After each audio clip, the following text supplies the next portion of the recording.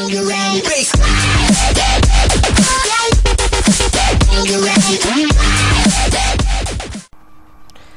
ahoj, vás vítam pri tomto videu, kde vám ukážem, ako z nového YouTube vzhľadu prejsť na starý, a to tak, že ideme na YouTube, potom stlačíme klávesovú skratku Ctrl+Shift+K, sem do tejto konzoly napíšeme, alebo vlastne skopírujeme potom príkaz nejaký, stlačíme Enter, F5 a vlastne budeme mať starý vzhľad plne funkčný.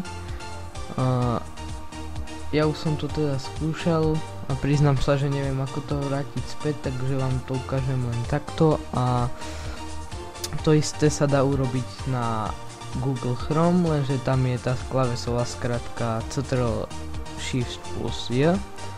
A upozorňujem, že na toto som neprišiel ja, ale jedno video som našiel na internete. Takže to by bolo asi k tomu videu. Toľko, čau.